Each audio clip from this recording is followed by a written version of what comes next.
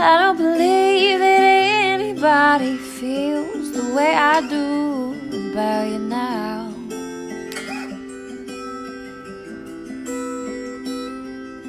And all the roads we have to walk are winding, and all the lights that lead us there are blinding. And there are many things that I would like to say to you, but I don't know how.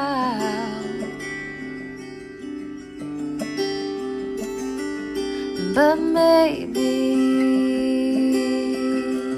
you're gonna be the one that saves me. And after all,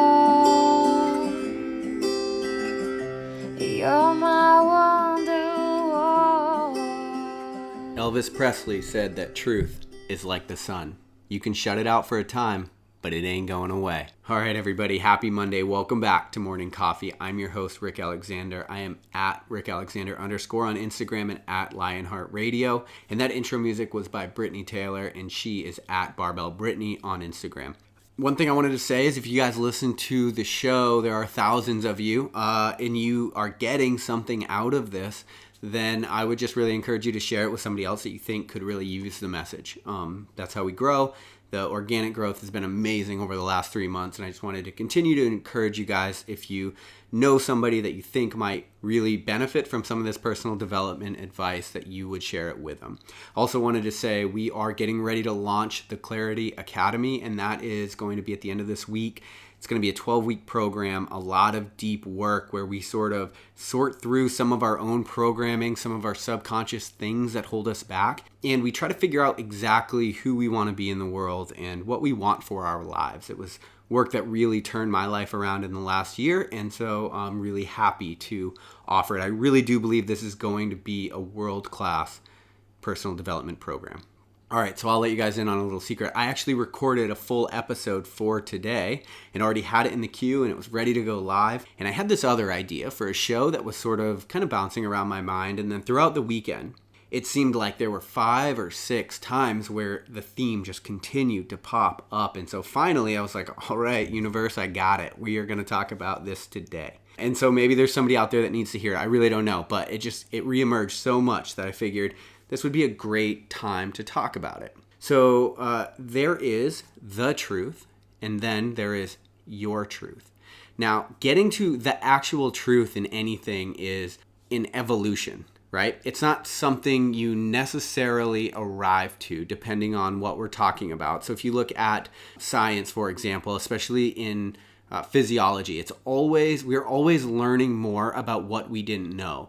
And so sometimes we fill in the blanks about what we didn't know with assumptions. And then as new technologies arise and as we learn more about the human body and about the way that things work, we realize, oh, we actually assumed wrong, right? And then that is how we progress. We're always just pushing the ball forward for the next people in line and for humanity at large. Now, in the fitness industry, especially when you look at like diets and stuff like that, one thing I've noticed is people will come up with a product or they'll write a book, and then what happens is they have a vested interest in protecting that idea, even if it turns out to not be correct. And so they'll dig their heels in because financially it doesn't make any sense for them to go back on what they said and to say like, hey, I know I wrote this book, but all this new information is out there, and so it seems that it's not that true. It's something that I actually struggled with in my first book. So I wrote my first book over 10 years, and at the end of it, when I was getting ready to publish it, there were a couple chapters where I was like, I actually don't, just through world experiences and through research, I realized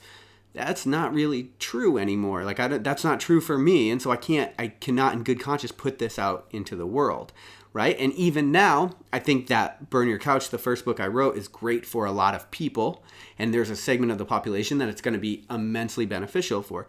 But there are certain ideas in there that I'm like, oh yeah, those ideas have evolved. And I'm not sorry. And that's what we're doing here. We're learning. But what humans have the uncanny ability to do is not lie to each other, but to lie to ourselves. And so my question would be, where did you come up? Like what themes, what ideas do you have about the way that you are in the world right now? We could look at health, we could look at wealth, we could look at whatever you want. You have some idea about your status in that area. And it might be that new information has presented itself, but you are protecting yourself. See, in a lot of ways, I always bring up evolutionary biology because we are always dealing with this sort of evolutionary baggage, because the world is much more complex than it used to be. But it used to be much more simple. And so we had all these survival mechanisms that were in place that helped us to procreate and continue on. But now we have this very complex world where many of our needs are met on the front end. And so now we have to deal with some of that complexity. And some of that complexity means that new information is always going to be presenting itself. And so this is one of the reasons that I really rail against dogma in any one thing. Because if you say this is it and this is the absolute truth, anybody that has sought knowledge or wisdom for any amount of time knows that there is no absolute truth when it comes to a lot of things. Because one of the things that happens is as you learn more about what you actually don't know. You just learn how ignorant you actually are. And I would say that anybody that does profess to know is probably a charlatan, right? They're probably, they have a vested interest in their ideas, so they dig their heels in. And there's nothing that you and I can do about those kind of people. But what you and I can do something about is the way that we show up in the world and the inner monologue that we have and the way that we are either lying to ourselves or telling ourselves the truth. Now, the inherent problem with not being honest with yourself, not reflecting on where you're at in any given subject, is that you don't know where to start from. So if you want to do something in the world, or you want to get better at your job, or you want to get better health, or maybe you want to look better naked, whatever it is, doesn't really matter. But if you don't have an appropriate idea about where you're beginning, then you are surely not ever going to get where you need to go. We've talked about this a lot. You have to know where you're starting from. The inherent problem with not being completely truthful with yourself is that you don't actually know where to start from. And so the actual chances that you're going to do the amount of work or the right work required to get from where you're at to where you want to be isn't good. Now, that's an internal process, right? We need to really excavate some of the things that we tell ourselves. Now, when it comes to personal development and growth, and doesn't matter if this is in fitness or if this is in psychology or whatever it is, in performance, we also have to be careful that the people that we are taking advice from are not dug into their ideas. They don't have a vested interest, or maybe they do have a vested interest, but that they're not so unwilling to be flexible that they're going to continue to give us misinformation. Because one of the beauties of today's information age and technological revolutions everywhere is that more and more information is always being known about everything. And so when it comes to the people that you want to follow people that are always going to be on the cutting edge of that information. I've gone through the same thing as I was writing my newest book, How to Kill a Dragon, because I had these ideas about all the deep work that I had done and how that would work for everybody else. And as I started doing the research and really dove into the research, I realized, oh, okay, so some of these ideas are right, but they need to be tweaked, or maybe they need to be improved upon, right? And so you have to follow people that are willing to improve upon their ideas. And I'll say the same thing with this show. You might listen to this show, and I've said this before, but you agree or you don't agree. The point of the show is really to plant something in your mind that you can chew on all day and sort of flush out, and just to give you a different way of thinking throughout your day. And that's why, I named it Morning Coffee, because it'll start in the morning. You listen to it, and then you kind of go about your business and try to figure out what you actually think about that thing. Now, I will say, if you listen to something that I say on here and you're like, well, that's bullshit, come at me. Come at me with it. I live for this. These ideas are not some bullshit that I read in a meme, right? These are things that I've really bled for, and we've talked about that before, this idea that you have to stress test your ideas in the arena. But if you have a disagreement and you're like, nah, that's not true, let's talk about it. Maybe I am wrong. Maybe you can show me information where I am not correct. I really do my best to do my due diligence and make sure that I'm coming from a place of knowledge. And a lot of the things I talk about is sort of what I would consider to be ancient wisdom.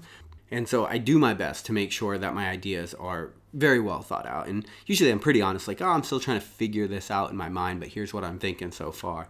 But either way, I want this to be an open invitation to you, because I'm always down to debate, and I'm always down to figure out if maybe I said something that was off, right? And then it's let's figure it out, and then let's course correct.